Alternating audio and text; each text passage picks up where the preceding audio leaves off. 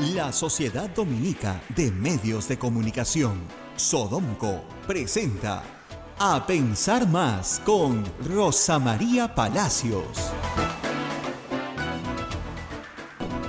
Señoras y señores, muy buenos días. Bienvenidos a Pensar Más con Rosa María Palacios a través de las emisoras de la Sociedad Dominica de Medios de Comunicación, Sodomco. La Sociedad Dominica de Medios de Comunicación está integrada por Radio Santa Rosa en Lima, 1500 kilociclos en la AM, amplitud modulada, 105.1 en la FM, frecuencia modulada, al sur de nuestra capital, por ahí nos puede escuchar. También estamos en Radio Santo Domingo, en Chimbote, en Arequipa, Radio San Martín, en Cusco, estamos en Radio Veritas, Ucayali, Radio Cepagua, en la Convención, estamos en Radio Quillabamba, en Puerto Maldonado, en Radio Madre de Dios, donde también nos ven por sus plataformas televisivas. A esta red, Sodomco, red de Sociedad Dominica de Medios de Comunicación, se une otra red de radios amigas, Radio Huánuco en Huánuco, Radio La Voz de Ayacucho en Ayacucho, Radio Pública en Puno, Radio Lampe en San Valentín, Radio Ancash, Radio Moro en Ancash, Radio Cumbre en Huancayo, Radio Milenio en Satipo, Radio Estación Solar en Abancay, Radio Oriente en Yurimaguas, Radio Los Ángeles en Cajamarca, Radio Activa en Cerro de Pasco, Radio Continental en Huanta. AM Tagua nos pone en podcast en todo el Perú y el mundo. Además estamos en la página web de Radio Santa Rosa, www.radiosantarosa.com, la transmisión de Facebook por donde ustedes nos siguen y también la transmisión de YouTube en directo que también estamos saliendo. Así es que hay varias posibilidades para seguirnos, acompañarnos durante este programa. Hoy cumplimos un año de esta historia que empezó el 16 de marzo para los peruanos y que tiene todavía un largo camino que recorrer. Estamos listos ya para saludar a Rosa María Palacios, que ya nos espera. Rosa María, muy buenos días. Muy buenos días, Abel. Muy buenos días a todos nuestros oyentes aquí en Radio Santa Rosa, en la red Sodomco y en todas nuestras radios amigas en todo el Perú. Efectivamente, hoy se cumple un año de que el gobierno declarara al país en estado de emergencia. Continuamos en estado de emergencia, eso hay que decirlo. El estado de emergencia no ha cesado. El estado de emergencia se declara conforme a lo que establece la Constitución del Perú, que permite que el Estado recorte 4 derechos fundamentales: el derecho de reunión, el derecho de tránsito, el derecho a la inviolabilidad del domicilio y el derecho a no ser detenido. Estos 4 derechos en realidad, sí, efectivamente han sido severamente recortados en distintos momentos y con distintos grados, pero hay que decir que indirectamente otros derechos también han sido muchas veces vulnerados en el último año. Un año muy difícil no solo para el Perú, sino para toda la humanidad. Probablemente el año en el cual, después de la Segunda Guerra Mundial, toda la humanidad vio comprometida su propia existencia. Así de grave y así de difícil la situación. Pero un año también que deja lecciones fundamentales sobre sanidad pública, sobre salubridad pública, sobre manejo de situaciones difíciles, sobre tantas cosas domésticas y tantas cosas nacionales, ¿no es cierto?, donde se mezcla lo personal, lo familiar, lo íntimo, con políticas públicas que tienen que aplicarse. En el balance, y que ya hemos hecho hace algunos meses también, cuando cumplimos 6 meses, hay que decir que el Perú manejó muy mal la pandemia y manejó muy mal la economía. Los primeros 100 días de pandemia fueron 100 días en los cuales se cerró la economía peruana. En marzo y abril prácticamente toda, salvo alimentación, agua y desagüe, electricidad, medicina, farmacia, en fin, las cosas básicas para la sobrevivencia humana. Se cerró de una manera absurda actividades como la construcción civil, la minería, en un momento además en que la enfermedad no se había expandido demasiado, con lo cual la verdad es que la situación económica del Perú quedó en mucho peor pie, ya cuando se hacían las mediciones hacia mayo y junio, en mucho peor pie que Chile, Colombia, Argentina, que también tomaron medidas de confinamiento, pero no las medidas de confinamiento que se tomaron en el Perú. Fue una mala decisión, una mala política pública que tuvo lamentablemente un sesgo ideológico, un castigo a la producción que no tenía sentido alguno. En el caso de la minería, hay que decirlo, con un gran sesgo ideológico. Y luego medidas que afectaron la vida cotidiana de las personas. Se entiende la suspensión de colegios, universidades y todo centro educativo, pero nunca se entendió la prohibición del despacho a domicilio de bienes, servicios y alimentos, cosa que hoy, gracias a Dios, sí tenemos. Se demonizó el delivery. El Ministerio de Trabajo se dedicó a perseguir a los empresarios que querían hacer suspensión perfecta para que los trabajadores no pierdan el trabajo, pero tampoco el empleador tenga que pagar planillas sin haber vendido absolutamente nada. El Ministerio de Trabajo, el Ministerio de la Producción fueron un obstáculo a la economía. El Ministerio de Salud tuvo pésimas decisiones de política pública. No se quiso comprar pruebas moleculares, se insistió en las pruebas rápidas, se argumentó que no habían laboratorios, cuando implementar laboratorios universitarios o implementar laboratorios privados hubiera sido una solución que hoy tenemos sin ninguna duda. Se negó a hacerse rastreo de contactos y hasta hoy no los tenemos, cuando en una etapa inicial se pudo haber hecho con mucho mejores resultados. A ver, sí, me olvidé la mención. Sí. Escuché tu voz y dije, ¿de qué me he olvidado? ¿De qué me he olvidado? Ay, Abel, sí, Rosa María. Si no fuera por ti, este programa no va ni para atrás ni para adelante. Yo lo que decía muy temprano, vamos. Acá tengo la mención. Acá está. Muy bien, con el agradecimiento de la paciencia del auspiciador, que es la Pontificia Universidad Católica del Perú. Ahora puedes elegir entre más de 300 cursos virtuales de pregrado y posgrado de la PUC desde cualquier parte del país. Inscríbete y vive la experiencia de una educación a distancia de calidad. Ingresa a cursos libres, pregrado.puc.edu.pe o cursos posgrado, .puc.edu.pe. Pontificia Universidad Católica del Perú. Muy bien, y seguimos contando este año. Estábamos en la parte económica, en la parte de trabajo, en la parte de desempleo. Millones de peruanos perdieron sus ingresos durante el mes de marzo y abril. Millones quisieron volver a sus lugares de origen ya durante abril. Acuérdense ustedes que el primer anuncio fue: vamos a estar encerrados por 15 días. Ahora lo decimos y nos da ataque de risa. 15 días eran. Y luego vinieron 15 días más con los martillazos y no salías todo Semana Santa y todo estaba prohibido en este tono punitivo, en un tono punitivo espantoso. Salir a pasear el perro era un delito, más que un delito, un pecado, un acto de salvajismo. Salir a pasear al perro. Ustedes se acuerdan del famoso Cachito, ¿no? En Miraflores, en el malecón de Miraflores, un señor que salió a que el perro haga pipí y aparecieron 2 patrulleros, el serenazgo, las cámaras de televisión, un escándalo nacional porque el perro hacía pipí. La Gestapo de los balcones, ¿no? La gente gritando, no salgan. No era ni el momento ni el más duro ni el más crítico de la enfermedad. Y por supuesto este enfoque punitivo de castigo, ¿no? La enfermedad como castigo que teníamos que padecer y sufrir. Realmente esos primeros meses fueron espantosos. Porque además hay que decirlo, el presidente Martín Vizcarra fue muy popular con un enfoque autoritario, un enfoque de mano dura, un enfoque de castigo, de punición. No funciona para nada ese enfoque, hay que decirlo. O sea, en el combate a la enfermedad está visto que no funciona. Pero fue muy popular por hacerlo, de esa manera, confinando a las personas a ir a mercados atestados, con horarios de toque de queda reducidísimos, a farmacias atestadas y a bancos a recoger bonos absolutamente atestados, donde la enfermedad realmente se difundió de manera masiva.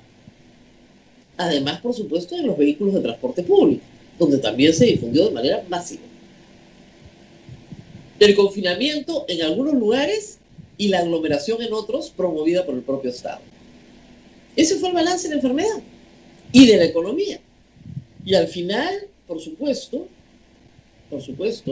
una lista de muertos que no acaba y que probablemente no acabe en un año más, hasta que no nos terminemos de vacunar todos. Un problema dramático, mal encarado, mal atendido, con sesgos terribles, donde no se implementó lo que se tenía que implementar cuando se tenía que implementar. No es el problema solamente la cama UCI hoy, es el problema de que no hay médicos, es el problema de que no hay oxígeno, es el problema de que no hay el ventilador mecánico, que no hay la cánula de alto flujo. Es decir, habían cosas para hacer prioritarias que se dejaron para después y que hoy, un año después, todavía vemos como uno de los problemas más graves. Hoy no hay camas UCI. Conseguir una cama UCI es dificilísimo. Ya a veces la gente ni las pide. Yo retuiteo a través del Twitter y comparto con quien pueda todos los pedidos de camas UCI. Todos, absolutamente todos.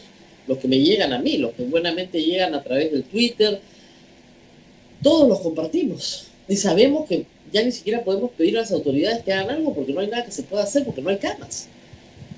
Y no hay camas porque no hubo una previsión de ponerlas. Cierto es que ustedes dirán que se empezó con 100 camas, es verdad. Y hoy día hay 2.400 camas UCI. Sí. Y hay 15.000 camas de hospitalización, es verdad. Y no habían camas de hospitalización para COVID.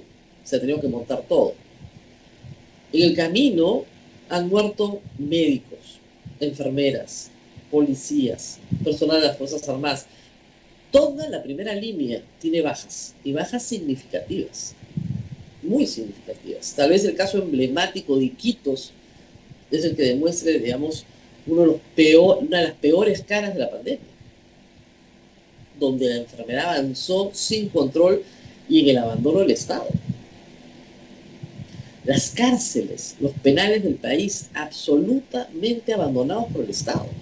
Cuando se le dijo al gobierno que tenía que intervenir, la intervención fue tardía, muy tardía, insuficiente, muy lejana del respeto a la dignidad de todos los seres humanos. Han habido cosas también muy buenas, hay que decirlo, en este año. La enorme capacidad de las personas de ser solidaria en medio de la desesperación. Las colectas para conseguir plantas de oxígeno. La capacidad de los vecinos de organizarse para atender a aquellas personas que no tienen quien les dé de comer en ollas comunes. La capacidad de la gente de decir, bueno, nos tenemos que ajustar y ahora cómo nos vamos a organizar y salir adelante. El entusiasmo de millones de niños y jóvenes para no perder el colegio. Y de estudiantes universitarios que en medio de las crisis económicas de sus padres, en medio de la enfermedad de sus abuelos, de sus tíos, de ellos mismos, de sus padres, de sus familiares, han seguido estudiando en la universidad. Cosas muy buenas han pasado también, hay que decirlo también. O sea, las grandes crisis sacan lo peor de las personas y lo mejor de ellas. Así como vemos gente que hace colectas para comprar respiradores o universidades que se vuelcan con sus estudiantes y profesores a armar toda clase de equipos de soporte médico para sacar al país adelante. Hay uno que vende una cama, ¿no? Dentro de un hospital, que pide una coima para cambiar a un paciente de sitio. Hay de todo, pero creo que lo bueno es lo mayoritario. No discuto la buena fe de nuestras autoridades. Yo creo que ninguna autoridad quiere hacer las cosas con mala fe. Lo que discuto es que sus decisiones han sido erradas. La cuarentena en el Perú fue un error por la forma en la que fue llevada. Lo que ha demostrado este gabinete es que se puede hacer una cuarentena de otra forma y obtener los mismos resultados. La economía actualmente, enero y febrero, ha aguantado bien la cuarentena, porque no se ha dejado de trabajar. Algunas actividades, por excepción, que aglomeran gente, son las que se han suspendido, pero no se han suspendido al revés. En el caso de marzo, hace un año, era todo suspendido y por excepción, ¿no es cierto?, alimentos, farmacia, agua, desagüe, energía eléctrica, recojo la basura, punto. Y por supuesto, hospitales. Ahora todo está permitido, menos, ¿no es cierto?, aforos especiales para restaurantes, centros comerciales, museos, gimnasios, casinos, Entonces reduce los aforos. No hay actividades religiosas, no hay actividades deportivas con público. De esa manera reduces el aforo. Pero esa es una mirada completamente distinta, que sí garantiza un mínimo de crecimiento y un mínimo de prosperidad. Y las personas que están en esas actividades tienen que ser esas atendidas por el Estado, de alguna forma, ¿no es cierto? Pero no bonos indiscriminados que al final lo que único que han hecho en muchos casos es aglomerar a gente en los bancos, sobre todo en Iquitos. Yo recuerdo las colas de Iquitos ya fuera del toque de queda, en las puertas de los bancos bajo la lluvia, y tú decías, se están contagiando todos. Se están contagiando todos. ¿Y quién los puso en la cola? La gente dice, qué horror, cómo se contagia. ¿Quién los puso en la cola? El Estado los puso en la cola. Ahí los pusieron. Ha sido un año, como reitero, de muy malas decisiones, muy malas ideas en materia de salud pública y, por supuesto, de fake news. Tuvimos una etapa de los bebedores de dióxido de cloro y luego tuvimos una etapa de la ivermectina, que felizmente, como ustedes han visto en los últimos días, se calmó. Salió un estudio ya colombiano, bien hecho, muy bien hecho, con doble ciego. Se determinó que la ivermectina ni ayuda ni perjudica, es decir, no sirve para nada. Puedes tomar un placebo y es exactamente el mismo resultado. Da lo mismo. Y hemos tenido de estas fake news una tras otra. De hacer gárgaras con agua y con sal, comer ajo, es decir, todo lo habido y por haber. Los 3 consejos iniciales siguen siendo los 3 consejos que hay que seguir: lavarse las manos, mantener distancias con otros seres humanos y usar una mascarilla. Es verdad que hace un año, cuando nos fuimos al confinamiento, no había mascarillas.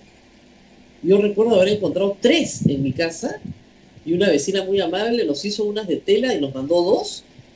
Como no íbamos a salir a ninguna parte,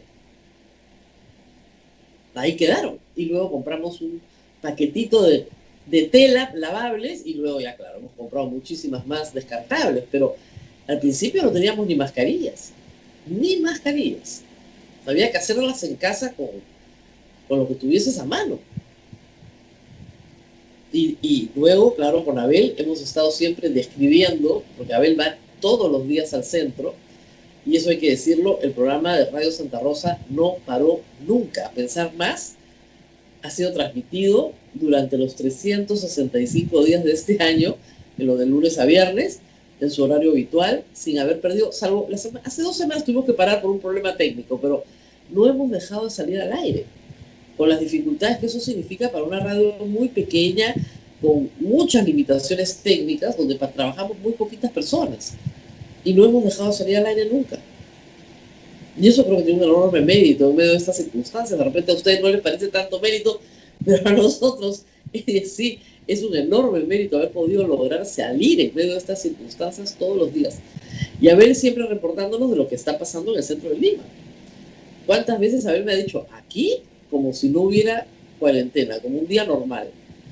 Primero la gente que atendía puerta cerrada, luego sí, un poquito más ya de puertas abiertas, finalmente las puertas abiertas desde septiembre, luego de nuevo el confinamiento desde desde enero. Hemos pasado varias etapas, hemos pasado 3 presidentes, 4 ministros de salud, bueno, uno que duró una semana. Entonces, es difícil mantener una respuesta razonable y sensata cuando la inestabilidad política acompaña de manera permanente el ataque a la pandemia. Y eso es verdad, o sea, ¿por qué nos quedamos sin vacunas? Pues estaban vacando un presidente. El presidente estaba entretenido en otras cosas, tratando de salvar su puesto. Y negociando vacunas con empresas a las cuales la Cancillería no les daba el pase, no les daba el visto bueno, como a Pfizer.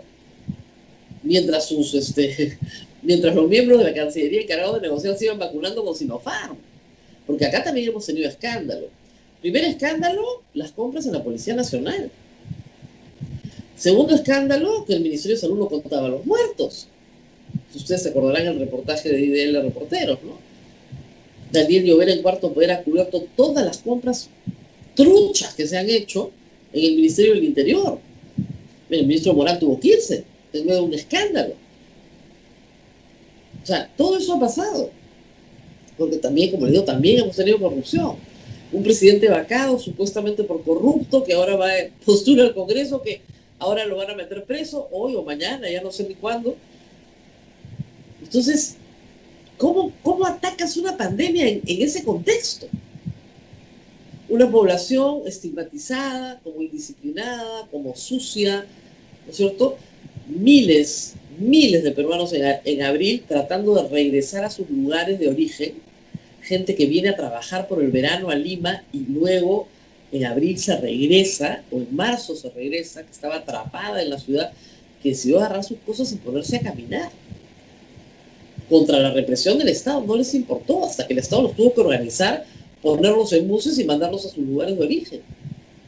Y huyeron para salvar sus vidas, porque además sabían que a donde volvían, la enfermedad todavía no había entrado y tenían mucho mejores posibilidades de alimentarse. Gente que tuvo que regresar en las circunstancias más increíbles del exterior. Vuelos de repatriación donde se han traído creo que 20.000 o 30.000 peruanos, ya perdí la cuenta. Todos hemos vivido este año de una manera muy especial, reorganizando el hogar, comprando cosas para poner, por ejemplo, yo ya tengo ahorita una luz, tengo un parante, ¿no es cierto? La casa se lotiza para que cada pedazo de la casa sea un aula, ¿no es cierto? Una oficina, un set para radio y televisión, lo que haga falta que se tenga que hacer desde donde tenga que hacer. Y la posibilidad de cambiar nuestro modo de trabajar. Para miles de personas, probablemente terminado toda esta pandemia en algún tiempo, seguirán trabajando desde casa porque han encontrado que esa es una forma mucho más productiva. Probablemente de esto quede mucha gente que no vuelva a trabajar en una oficina, que las oficinas se repiensen, se cambien sus diseños, sean un espacio de encuentro, diálogo, y luego cada uno se regresa a donde trabaja, con ahorros inmensos de agua, de luz, de limpieza, de infraestructura, de metros cuadrados. Todo eso va a cambiar, probablemente, y eso es algo de lo que nos deja la pandemia. Y la necesidad urgente de estar siempre interconectados, que ha sido una de las cosas más importantes en esta pandemia. La interconexión nos ha permitido estar todo el tiempo informados, estar todo el tiempo juntos, a pesar de que no nos podamos tocar. Sin interconexión es imposible pensar en una escuela virtual, una universidad virtual, una oficina virtual. Tenemos que apurar ese tema, que en el Perú todavía, por supuesto, tiene enormes atrasos, aunque en el último año se han dado saltos muy grandes, a toda velocidad. Se ha aprendido a hacer lo que se suponía que iba a ser una experiencia de 10 años en enseñanza virtual, se ha tenido que aprender en un año. Las cosas han cambiado para bien, pero ahí vamos. A ver, hoy día tenemos dos invitadas. Vamos a seguir hablando, por supuesto, de nuestro balance de la pandemia, pero tenemos que hablar en este instante de nuestras invitadas que vienen en este momentito. Tenemos a María Elena Mendoza del Solar, del Partido Nacionalista, con el número 6, y a Natalia Taco López. Fuerza Popular. Perdón. La señora Fuerza Popular. Solar, Fuerza Popular. Con el número 12, y Natalia Taco López del Partido Nacionalista con el número 6. ¿Lo tengo bien, Abel? Sí. Ahora sí. Muy bien. Y la campaña, por supuesto, continúa, ¿no? En medio de la pandemia, la campaña continúa. Tenemos a todos los candidatos en pie de guerra y nuestros trolls. Mira, Abel, hoy día, ¿cuál crees que es lo que hace el genio del candidato López Aliaga? Publica una foto mía en la que salgo caminando por Camaná. La calle es Camaná, señores, delante de la radio, de mi centro de trabajo. Salgo caminando con Augusto Álvarez y con Susana Villarán, que habían venido los dos a una entrevista a la radio. Y salimos caminando. Esa es la foto. De shopping. O sea, ¿quién es este fachista, por favor? O sea, ¿qué cuentas me pide a mí? ¿De dónde camino? ¿A dónde voy? ¿Con quién paro? ¿Quiénes son mis amigos? ¿Ese es un candidato presidencial? ¿En serio? ¿En serio? Y me inunda con sus trolls con la misma fotito. Realmente tiene que ser un idiota. Discúlpeme la palabra, pero un idiota para poner una foto en la que estoy saliendo de mi trabajo con los invitados al programa, para poner que me voy de shopping. O sea, de verdad, ¿en serio? ¿Ese es su mensaje hoy? Después de que se le ha dicho que el señor no paga impuestos, que tiene deudas con la SUNAT. O sea, no puede explicar más bien por qué no paga sus impuestos, que sería mucho más útil que estar hablando de shopping. Es realmente un ridículo completo. Pero en fin, así estamos. Y por supuesto, 100 trolls repitiendo lo mismo, repitiendo lo mismo, repitiendo lo mismo. No veo las horas que sea el 11 de abril, ¿eh? Francamente, que les dejen de pagar y ya todos estos señores guarden su computadora, ¿no es cierto? O su celular, todos los celulares colgados juntos, ¿no es cierto? Y dejen de escribir estupideces, francamente, ¿no? Y te digo una cosa, yo he estado en campañas fuertes con Fujitrolls, muy fuertes, ¿eh? Y los Vero Lovers también son, la verdad, bastante pesados y antipáticos. Pero son como 24 horas de Vero Lovers repitiendo tonterías, los bloqueas y ya están. Esto no, esto se nota que es una portátil armada, gente remunerada para hacer esto. Y es absurdo, pero todos los días.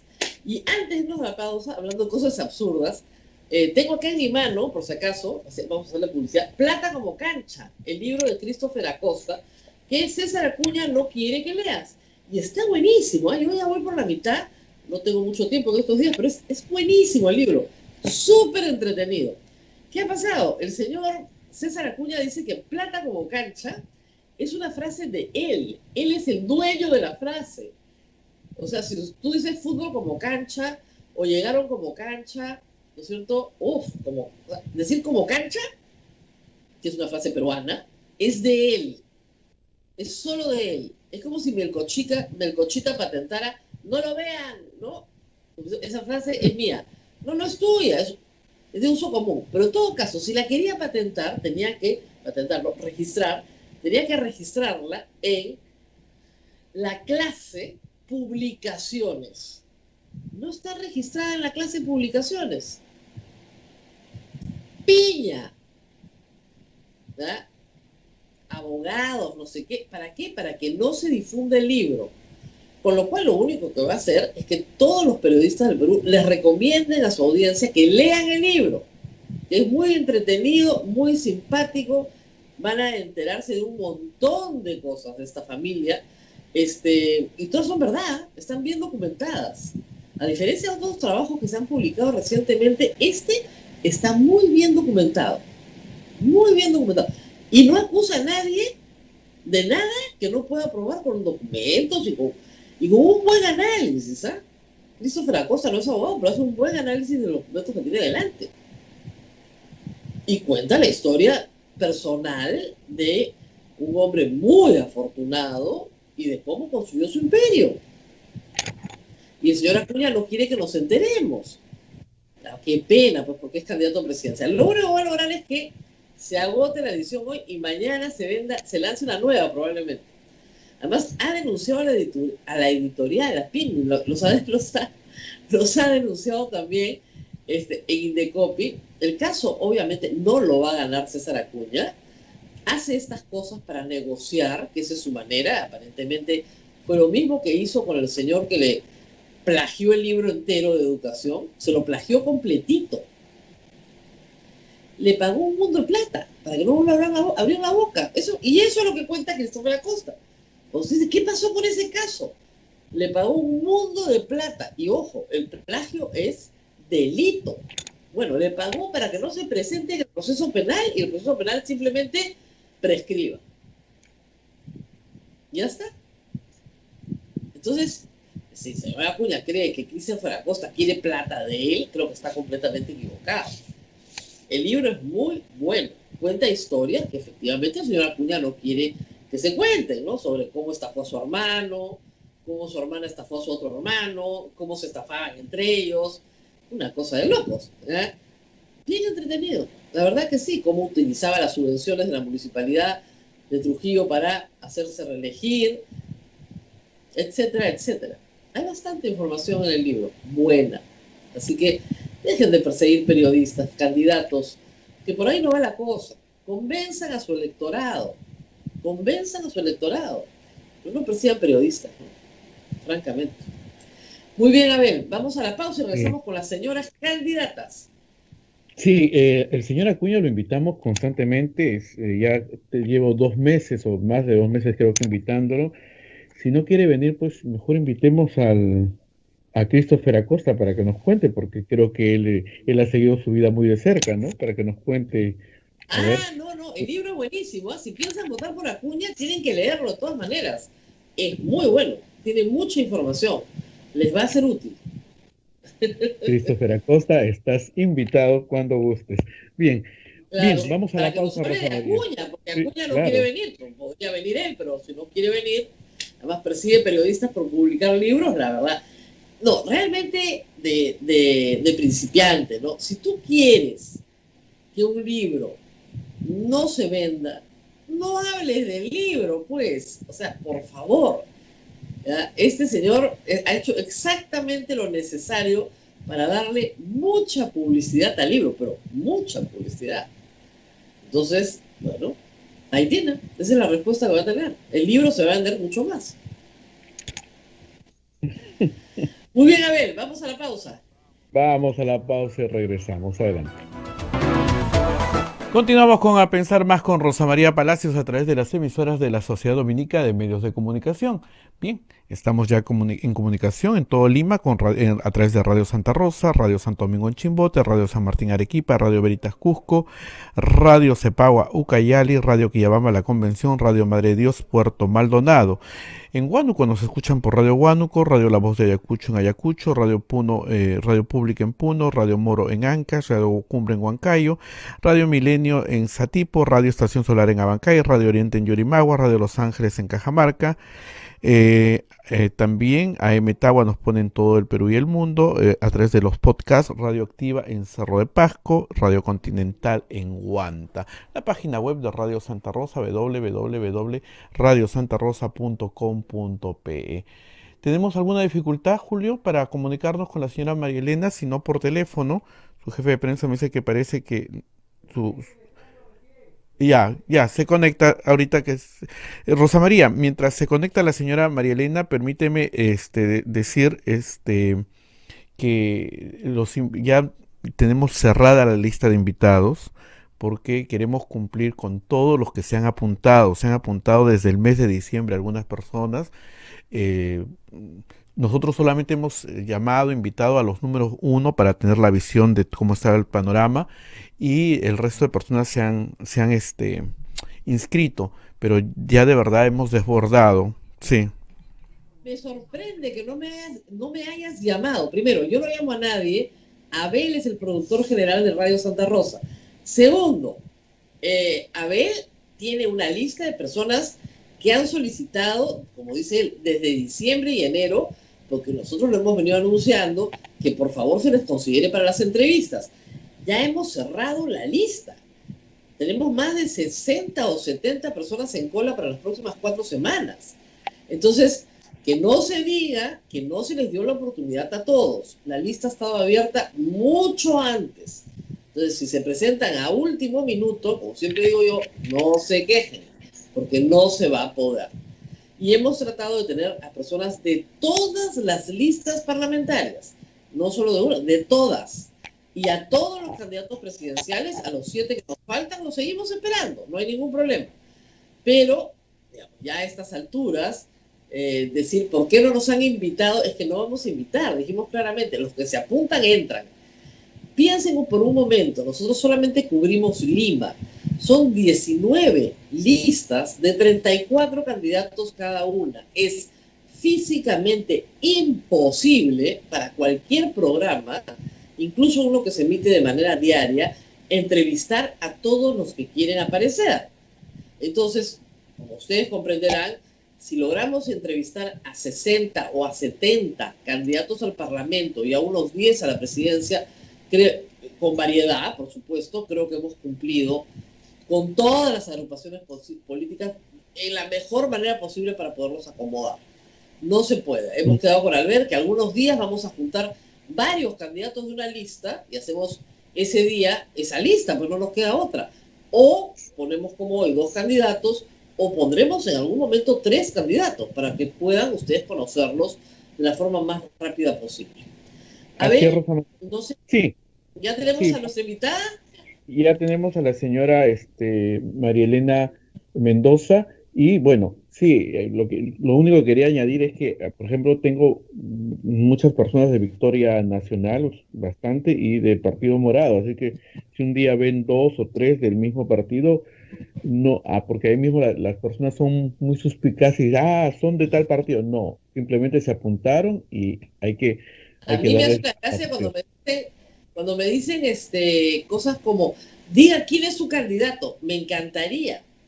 Si me dicen cuál es, yo encantada porque podría saber por quién voy a votar. Yo no tengo idea. No tengo ni la menor idea. Mi voto siempre es estratégico, entonces tengo que ver.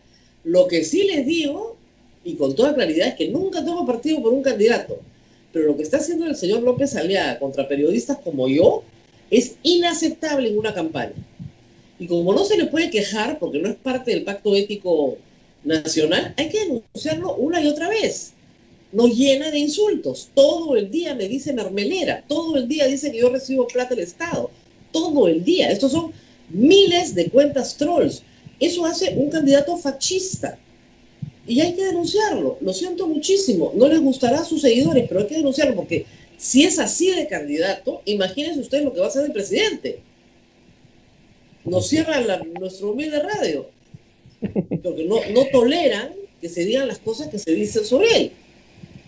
No toleran que se dice que se agarró a balazos con su socio. Yo se lo dije en la entrevista que tuvimos acá. No toleran que le digan que no paga impuestos. No toleran que le digan que tiene una posición conservadora que es en algunos casos inadecuada e inaceptable para las mujeres del Perú. No tolera que le digan que retirar a su candidata a la vicepresidencia es un truco, porque no puede ser retirada. Nada de eso tolera. Bueno, que para la suerte se lo vamos a seguir diciendo, como a los otros candidatos les decimos cosas que no les gustan. O sea, yo le digo muchas cosas a Acuña, me imagino por el libro que ha publicado Christopher Acosta que no le gustan, pero no me manda 200 trolls. Ni Julio Bien, Guzmán cuando le digo que no tiene carisma, ni George Forsyth cuando digo que tiene pinta de no querer ser presidente. Nadie me manda 200 trolls por decir eso. Pero el señor, así. este señor sí, y hay que tener cuidado con este tipo de gente. Eso es lo único que hay que decirles. Con María, totalitarismos y fascismos, de ninguna manera. ¿Ya estamos con la sí, candidata? sí, la tenemos en la línea telefónica, la señora Mendoza. Adelante. Ah, ok, no va a poder engancharse por Creo que Skype. no puede, creo que no Ok, se puede enganchar por Skype. Ujú. muy bien. Tenemos una fotografía suya para que ustedes la conozcan en pantalla. Es la candidata número 12, la señora María Elena Mendoza del Solar, número 12 de Fuerza Popular. Gracias por estar con nosotros. Buenos días, Rosa María. Buenos días a todos tus oyentes. Bueno, usted postula por Lima, pero es arequipeña de nacimiento.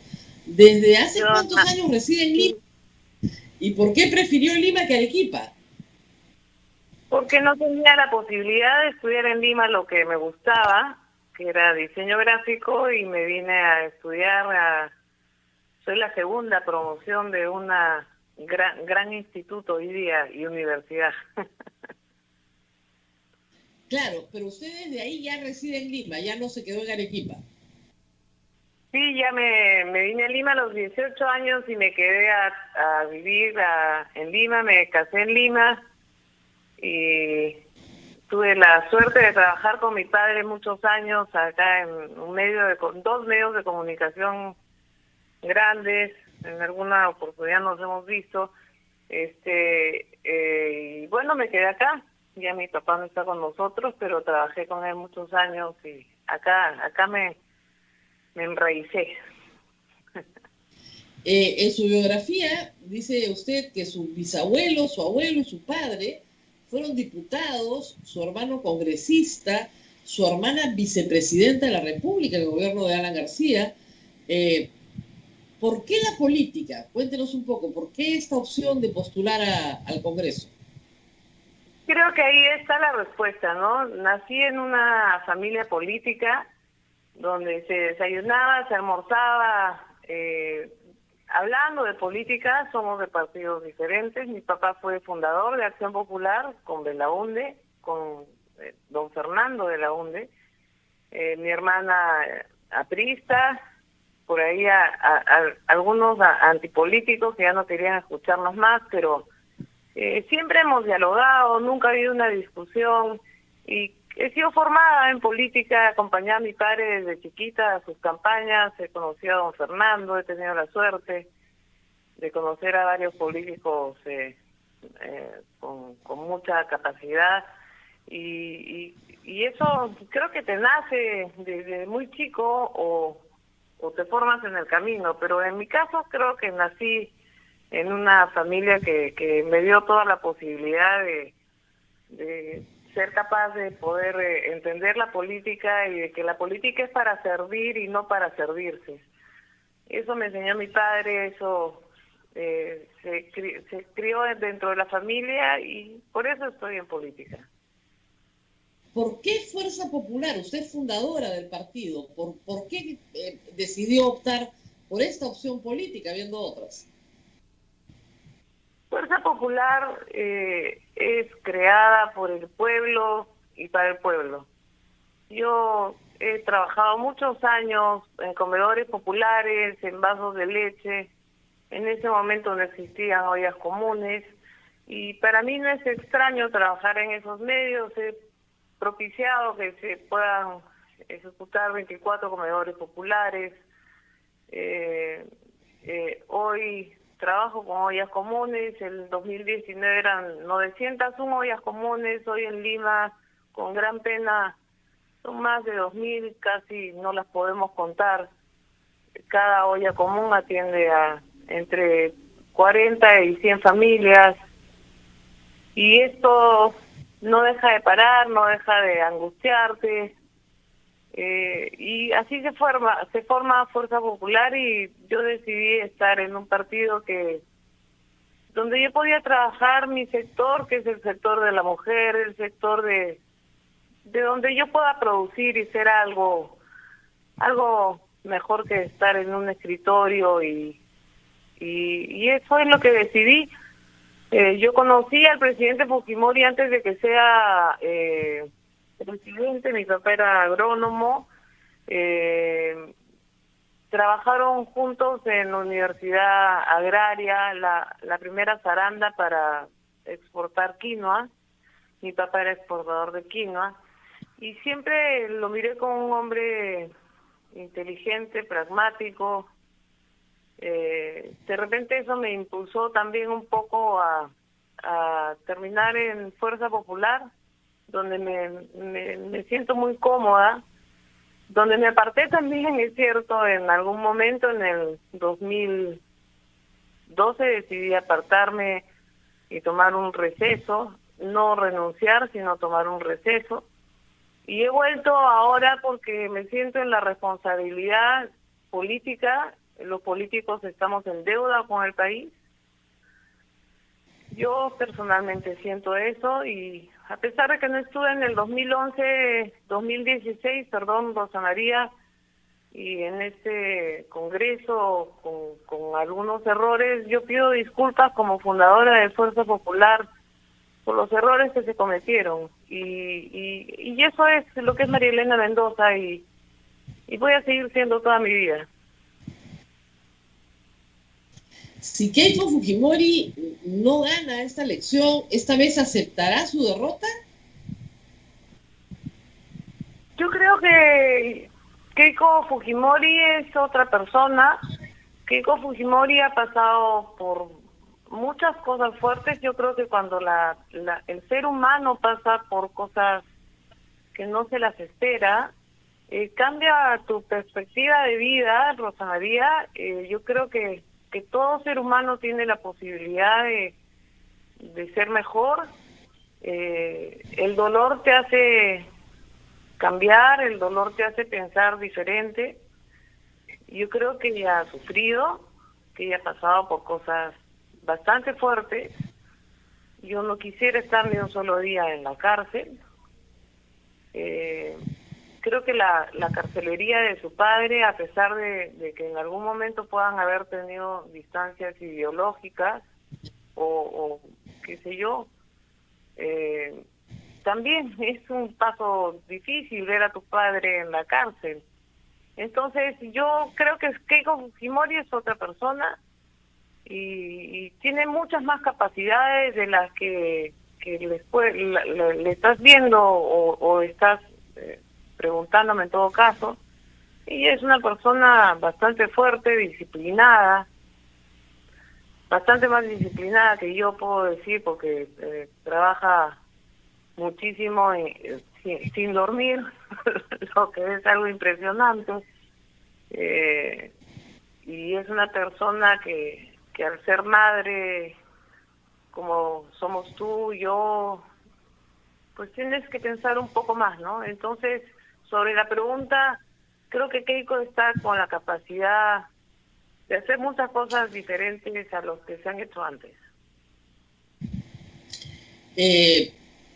¿Por qué creer? Porque usted sabe que Keiko Fujimori tiene uno de los más altos, si no el más alto, antivoto que hay. Se le culpa por estos 5 años perdidos, por haber sacado un presidente, puesto a otro, vuelto a sacar al otro. Se le culpa porque todo esto se origina porque ella no quiso reconocer su derrota. ¿Cómo creer que hay un arrepentimiento respecto a eso? Mira, Rosa María, yo creo que se cometieron varios errores. Como te digo, yo creo que debió de tomar otra actitud. Yo no estaba en ese momento en el partido, ni yo fui parte del CEN en su momento, en ese momento que estuve, pero 47,000 votos yo creo que debió de pedir un recuento. Yo personalmente, como María Elena Mendoza, creo que debió de pedir. El presidente Pedro Pablo Kuczynski no debió de salir. María Mendoza, le cuento una cosa, en Perú no hay recuento de votos porque los votos se destruyen en mesa. Lo único que puede haber es un recuento de actas, pero las actas son las actas, están digitalizadas, o sea, no había nada más que discutir. Sí. En todo caso, lo que quiero decirte, Rosa María, es que no debió de salir el presidente Pedro Pablo Kuczynski. Creo que Fuerza Popular cometió errores, sin duda cometió errores, por eso he pedido disculpas, pero no mire, fue forzaron su renuncia y luego dijeron que ya no lo iban a volver a hacer nunca más y volvieron a votar para vacar a Vizcarra. Entonces, como que es difícil de creer que no les guste vacar presidentes. Bueno, pero si quiero terminar la idea, Rosa María, porque si seguimos repitiendo lo mismo, yo voy a hacer un planteamiento. Si los peruanos no nos unimos, Rosa María, no vamos a sacar el Perú adelante. Estamos metidos en un hoyo y tenemos que unirnos, y yo le voy a pedir a los 129 congresistas que entren conmigo que se unan y se pongan la camiseta del Perú y se quiten las camisetas con las que han sido electos.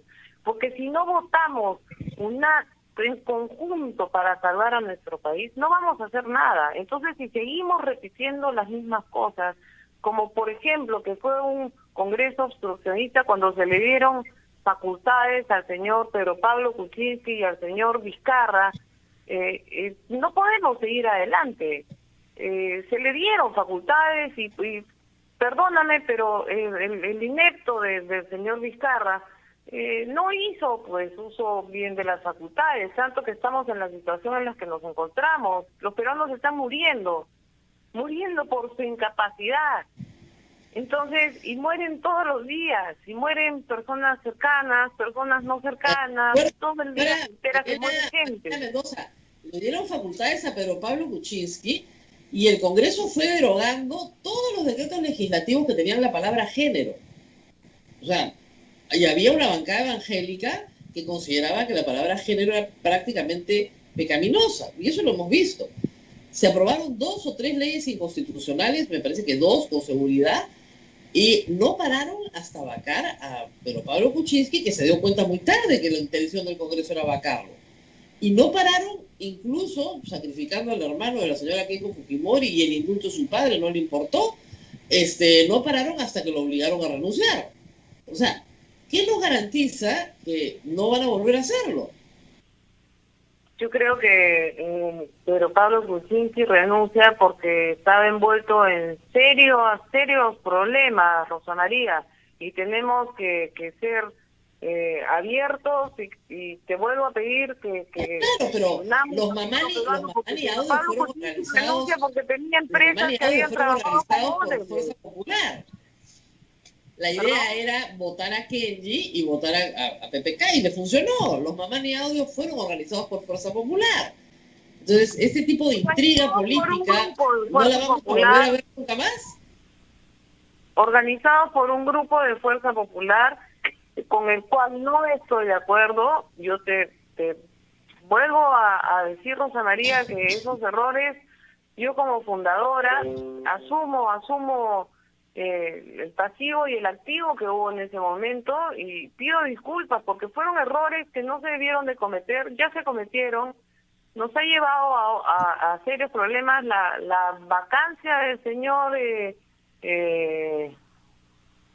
Vizcarra. Era inevitable.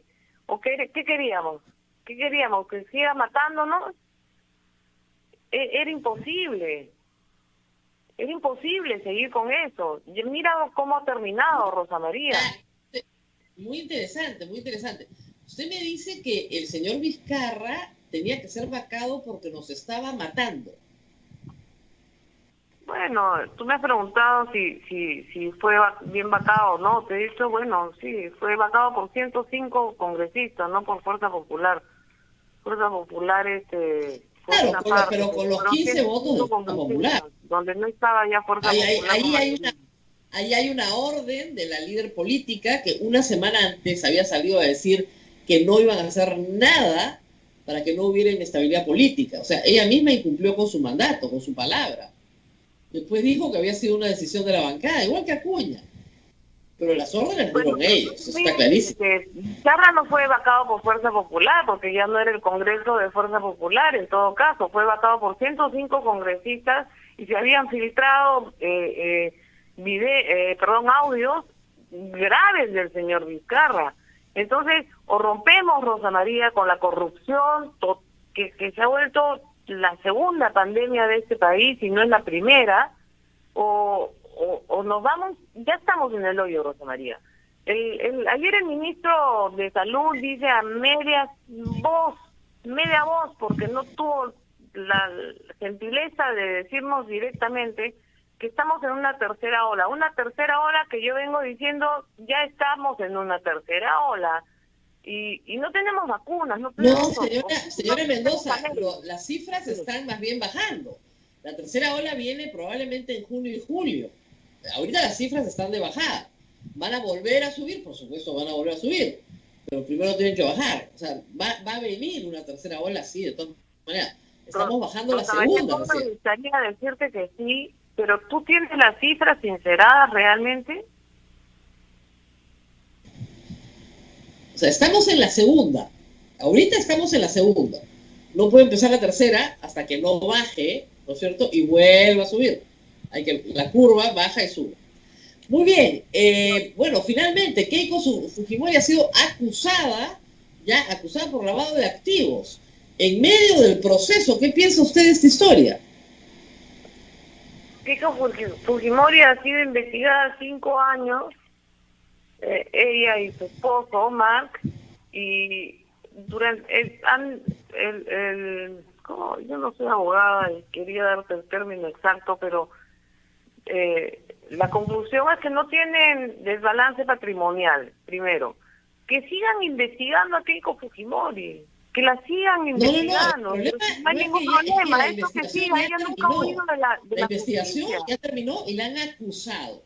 El resultado de la investigación es, ya terminamos de investigarla, está acusada porque el fiscal la encuentra culpable. Ahora tiene que ir a un juicio. El juicio tiene que empezar luego una etapa que viene de control de acusación. ¿Pero qué piensa usted de eso? El fiscal ya la encontró culpable y no es el juez, obviamente, no la puede condenar, pero la ha acusado. ¿Qué piensa de eso? No, Por yo creo que corrupción, ella además. debe seguir el proceso como lo ha seguido durante 5 años. Ella no va a huir de la justicia, nunca lo ha hecho, pero ¿quién ha hecho? Esto es importante. El señor Domingo Pérez. ¿Por qué no ha actuado rápidamente también con el señor Vizcarra? ¿Por qué no ha actuado rápidamente o por qué alguien no actúa rápidamente con la esposa del señor Domingo Pérez, que fue la responsable de las compras del 2020, de las mascarillas para los policías que no se les entregaron, de todo lo que se ha hecho en este país que no se entregó? No sepa, no es responsable de eso, cuando la justicia pero no si es esa es la justicia, defensa del Rosalía, fujimorismo, bueno, perdón, mire, Rosalía, ¿no? por defensas de ese tipo, terminaron donde terminaron. Perdón, Rosa María. ¿Hola? Ese es un ataque que no tiene ningún fundamento. La señora esposa del señor... No, que yo José pienso, Domingo María Pérez Elena Mendoza no es la piensa eso, yo responsable no de estoy las atacando a mascarillas nadie. de los policías. Yo no Y te si lo escuché bien, fuera, pero me dijiste tendría que su esa es propio una proceso. respuesta de Si un lo fuera, tendría su propio populismo. proceso. O sea, los pecados de los otros no te hacen santo, pues, ¿no? Ese es un problema. Estamos perdiendo la comunicación telefónica, a ver, se entrecorta. Se entrecorta, sí. ¿Aló? Yo solo llegué a escucharte que ese es un mensaje de un fujimorista, algo así que no cambia, o algo así escuché. Ese es un, lo es que un decía es pensamiento de que Marilena Mendoza. los pecados de los Yo otros no te hacen estoy santo. indignada. Sí. Sí. ¿Rosa María? Sí, acá estoy tratando de escucharla. Ok, discúlpame. Es un pensamiento de María Elena Mendoza, ¿no? Yo creo que debemos de tener justicia todos los peruanos, de que tenemos que tener justicia para los policías que murieron, para los de primera línea que murieron. Creo que tenemos que tener justicia, pero lo primero que tenemos que hacer, Rosa María, es unirnos como peruanos. Estamos ya en una crisis tan grave que si no nos unimos, si no sacamos al Perú adelante con esta unión, pues vamos a tener serios problemas. Yo no puedo escuchar a candidatos presidenciales que dicen que quieren cambiar la Constitución y que no quieren irse contra la minería cuando tenemos 17 proyectos mineros aprobados con impacto ambiental, y que esto nos podría sacar adelante, que sería el 97% del ingreso del Estado en un año. Entonces, ¿qué hacemos? Ahora los colegios van a empezar, Rosa María. Ya se perdió el 2020. ¿Queremos perder el 2021? Evidentemente lo vamos a perder porque nuestros hijos no van a estar vacunados. Muy bien, señora Mendoza Solá, se nos acaba el tiempo. Tenemos otra candidata esta mañana. Gracias por estar con nosotros. Buena suerte. Nos tenemos que despedir porque tenemos que darle paso ya a otra candidata que también se presenta esta mañana con nosotros. Se trata de la señora Natalia Taco. Ella es candidata del Partido Nacionalista. Supongo que ya la están conectando. Ella tiene una maestría en Gobierno y Políticas Públicas por la Universidad Católica, es psicóloga y vamos a conversar con ella sobre su experiencia profesional y por qué quiere trabajar en el Estado, ¿no? ¿Por qué quiere ser congresista? Es una pregunta que yo siempre le hago a todos los que quieren ser congresistas porque me parece increíble que quieran ser congresistas. Natalia Taco López es candidata con el número 6 por el Partido Nacionalista. Y así vamos a tener que empalmarnos rápidamente una y otra candidatura, porque no tenemos ya tiempo, la verdad que estamos con las justas, para poder llegar. Ya estamos, la tengo en pantalla, ya estoy viendo a la candidata Natalia Taco López, candidata al Congreso por el Partido Nacionalista con el número 6. Muchas gracias por estar con nosotros. ¿Me escuchan? Hola, buenos días. ¿Qué tal? ¿Me escuchas, Rosa María? Perfectamente. Yo quería empezar con usted para que nos diera una pequeña biografía suya, que se ha dedicado, su trayectoria política, laboral, para que el público la conozca. Muchísimas gracias, Rosa María, por el espacio. Mi nombre es Natalia Taco, yo postulo con el número 6 por el Partido Nacionalista Peruano por Lima Metropolitana. Soy licenciada en Psicología, tengo estudios de maestría en Gobierno y Políticas Públicas, tengo experiencia de trabajo tanto en el sector público como privado de 10 años, orientados a programas y proyectos educativos y sociales orientados para jóvenes en temas de educación, de empleo y de desarrollo personal. Estoy orientada desde hace bastante tiempo a seguir impulsando en realidad tanto programas y políticas orientadas a la juventud. Ese es el rol que quiero tener dentro del Congreso, que los jóvenes tengan una voz, que pueda atender las necesidades y que no sean olvidados ante tantos conflictos y problemas que hay. Se están viendo olvidados en realidad atender las necesidades que los jóvenes tengan para que tengan mayores oportunidades para poder salir adelante. Efectivamente, en las propuestas que nos manda están todas orientadas a educación. ¿Usted tuvo algún puesto en el gobierno de Ollanta Humala? ¿Trabajó en algún lugar del Estado en esa época? No es que haya tenido un puesto durante su gobierno, más bien yo como en la línea de carrera que tuve, yo estuve trabajando dentro del PRONAVEC como especialista, estuve trabajando ahí por 5 años y medio junto con los becarios que venían de varias zonas del país para que puedan tener oportunidades para poder salir adelante. Estuve brindando acompañamiento hacia ellos, viendo un modelo de acompañamiento nacional para todo el PRONAVEC, que justo el año pasado renuncié para poder iniciar con mi candidatura y estar libre de poder definitivamente continuar con eso, ¿no? Uno de los programas emblemáticos del gobierno de Ollanta Humala fue Beca 18. ¿Cómo evaluaría hoy ese programa? ¿Qué cambios haría desde la legislación que le toca hacer para que tenga éxito? Porque yo he recogido historias de éxito, pero también hemos recogido historias de deserción, de falta de acompañamiento. ¿Qué cambios haría en Beca 18?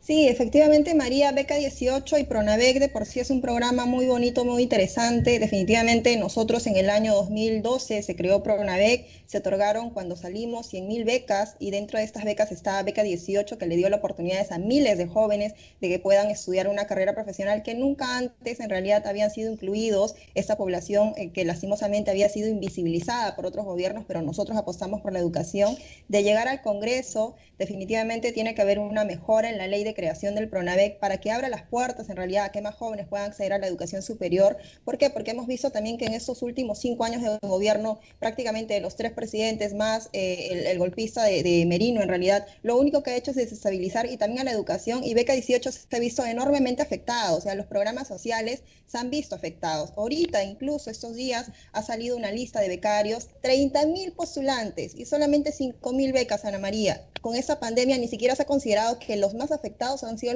las familias más pobres del país, que no le pueden dar educación superior a sus hijos. Necesitamos que haya una ampliación de esto, pero también algo importante que tú mencionabas es brindar la beca y también brindar un programa de acompañamiento durante todo el momento de estudios y que también se vea el impulso para la inserción laboral de los jóvenes que luego egresan, al igual que todos los jóvenes estudiantes de la educación superior, que haya ese impulso para la inserción laboral, que se vea con el ministerio, entre el Ministerio de Educación y el Ministerio de Trabajo también, esa articulación importante que tiene que haber y conversar entre ministerios para que se impulse esto para los jóvenes. La queja que ha habido es que los jóvenes que entran a universidades privadas becados por el Estado vienen muy atrás. Nivelarse les demora un semestre o un año entero, simplemente para estar a la par de sus compañeros. Y luego, los costos de vivir en Lima son altos, y pese a que la beca les da una subvención para vivir en la ciudad, no son sus costumbres, no están con su familia, y son jóvenes, muchos adolescentes todavía, que pasan por un periodo crítico, y lamentablemente el programa comienza a tener deserciones. Y la deserción es lo peor que le puede pasar a Beca 18, porque el Estado está gastando en educar a un joven que sale en el segundo año o en el tercer año y se pierde, ¿no es cierto? No llega a completar su educación. ¿Cómo manejar ese problema? Exacto, justo en la gestión del presidente Ollantumala, algo que se vio es que se otorguen más puntos incluso a los jóvenes que postulaban a los estudios dentro de su misma región, algo que actualmente esto se ha visto desbaratado. Y lo otro importante también es que se le brinde un acompañamiento, algo que el PRONAVEC y este último gobierno, por estar ocupado en intereses más personales y económicos, no se ha visto y no ha puesto estrategias importantes de poder fortalecer el acompañamiento de los jóvenes. Se ha hecho, sí, avances, sin embargo, no se ha hecho en la magnitud que debiera haber. Por lo tanto, de llegar al Congreso es algo que yo voy a buscar porque, como tú dices, es una inversión que se hace y esa inversión tiene que recibir todas las estrategias y el acompañamiento pertinente para que realmente tengamos el impacto que queremos, que es que los jóvenes egresen y luego contribuyan con todos sus conocimientos al crecimiento del país. Yo te quiero comentar algo incluso de algo que yo observé en esa convocatoria porque he recibido quejas de varios postulantes, reclamos que el PRONAVEC y el Minedu hasta ahorita no los he escuchado. Yo he mandado una carta yo misma porque el PRONAVEC no los escucha desde enero, febrero, marzo,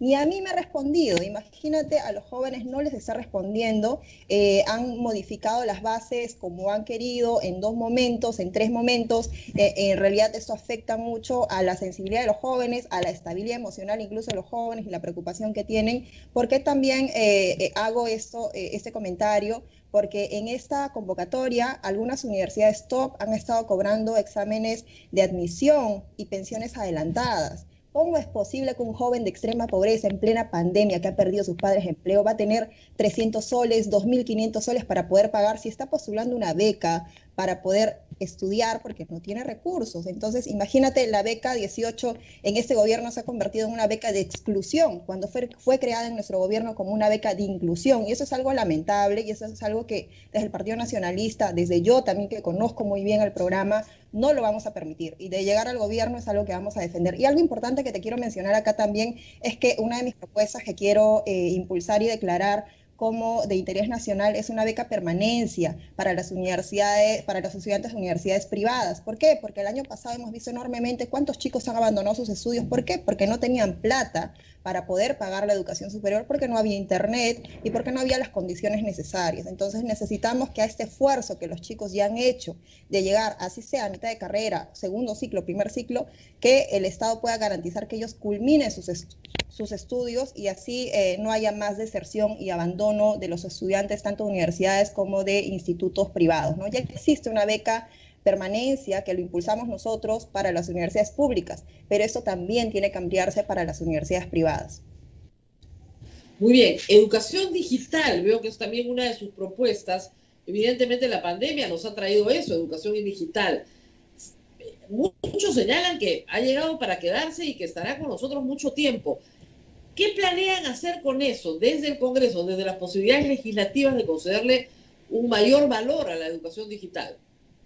Sí, claro que sí, la educación digital ya se queda con nosotros, el trabajo digital también se va a quedar, seguramente va a ser entre semipresencial, en algún momento de repente que pueda mejorar esta situación de pandemia. Así es que lo que queremos nosotros, y dentro del gobierno nacionalista nosotros hemos implementado la red dorsal de fibra óptica con 13 kilómetros. De llegar al Congreso, definitivamente lo que primero que tenemos que hacer es ratificar que se convierta en un derecho constitucional el acceso al Internet.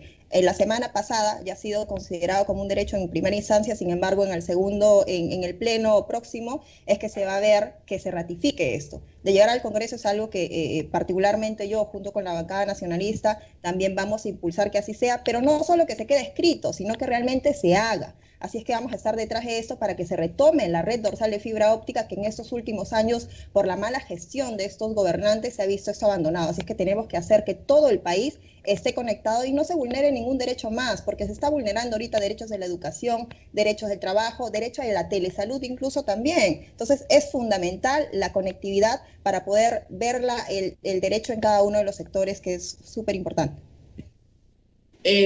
Yendo ya al plano político, a Ollantumala no le está yendo bien y a la lista parlamentaria tampoco. Si terminan estas elecciones sin pasar la valla, ¿es el fin del Partido Nacionalista? Usted es militante del partido. ¿Es el fin? ¿Con esto acaba la vida del Partido Nacionalista? Yo milito del partido desde el año 2013. Te cuento también que yo inicié mi participación social y política desde el año 2010 cuando estaba en la Universidad Nacional Federico Villarreal. Así es que mi línea de carrera sobre el tema político está claro para más adelante. No es que me he inscrito ayer como otros candidatos que por ahí escucho, sino más bien tengo claro que el rol mío es poder contribuir al desarrollo del país. Definitivamente nosotros todavía tenemos unas 3 semanas aproximadamente para poder seguir avanzando con fuerza. Nosotros confiamos en la población de que quiere un gobierno con experiencia, que somos nosotros. Nosotros no somos improvisados, nosotros no estamos buscando que el 28 de julio se caiga el Perú en un abismo. Nosotros lo que queremos es que el Perú crezca y somos los únicos, y es el único candidato, el presidente Ollanta que tiene la experiencia de gobierno y definitivamente de haber llevado estabilidad económica al país, con inclusión también.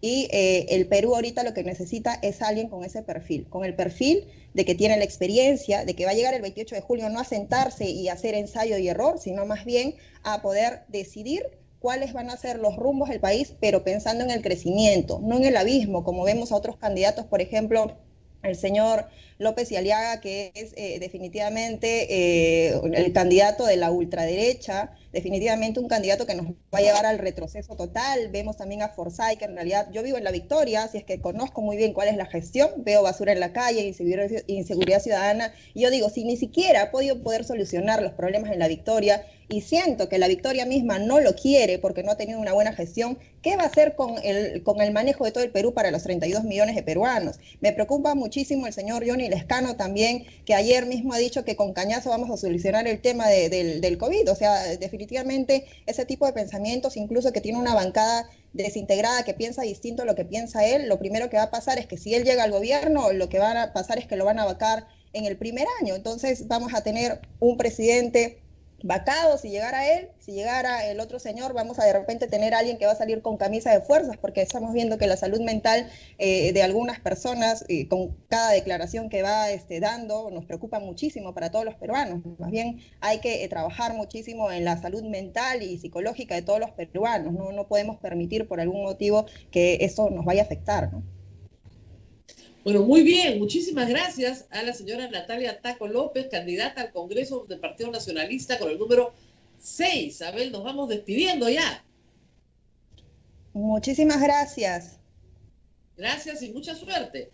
Vamos, Abel, a despedirnos, porque antes de irnos no nos debemos olvidar de que vivimos de la divina providencia, a pesar de que los trolls del señor López Aliaga creen lo contrario, y estamos pidiendo la colaboración de todos en una rifa que será este 31 de marzo. Ahí tenemos el 31 de marzo, desde las 9:30 a.m., transmisión en vivo. Apoya a la emisora en su sostenimiento económico adquiriendo los tickets de nuestro sorteo aniversario. Este es un sorteo virtual, los premios están ahí. El número de cuenta es 193-2200353087 en el BCP. Y pueden enviarnos una foto, una captura del depósito al 959-679-662. El costo de nuestra rifa es de 5 soles, pero nos pueden comprar todas las que quieran. Si no tenemos estos pequeños ingresos, la radio no se sostiene. Como ustedes saben, casi no tenemos publicidad. Ahora tenemos un auspiciador, gracias a Dios, pero si no vivimos de la Divina Providencia, no hay forma. Hasta ahora no nos falla la Divina Providencia, pero ella necesita de la ayuda de todos ustedes para poder llegar a nosotros. Muy bien. Gracias, Abel. Así es, Rosa María. Muy importante lo que dices, es cierto, la Divina Providencia son ustedes. Bien, Rosa María. Se materializa a través de los actos de los hombres, así que necesitamos que nos ayuden hombres y mujeres del Perú a sostener nuestra radio. Muy bien, mañana regresaremos con 2 candidatos más y así sucesivamente hasta terminar. Sí, tenemos una larguísima lista de personas, repito, que se han apuntado desde el mes de diciembre, algunos enero, febrero. Ya cerramos la lista porque si no, no vamos a poder cumplir con todos. Así es que, y los candidatos presidenciales sí tenemos separado su turno, así es que, pero no quieren venir, Rosa María. Yo insisto todos los días, ¿no? Yo sé, no Abel se mata llamándolos. A los únicos que llama cuando no quieren venir los candidatos presidenciales, ¿qué vamos a hacer? Hemos hecho, felizmente hay 18, así que tenemos para todos los públicos, ya hemos entrevistado a 11, nos faltan 7. Seguramente no van a venir porque somos una radio muy chiquita, muy modesta, muy poquita cosa para ellos, pero ya vendrán, en algún momento vendrán. Siempre vienen, al final del día vienen. Muy bien, gracias Abel por estar acá, nos tendremos que despedir. Voy a hacer un pequeño comercial. Mañana será... La sorpresa que has anunciado. Todo el mundo me pregunta por la sorpresa. La sorpresa ya la puse.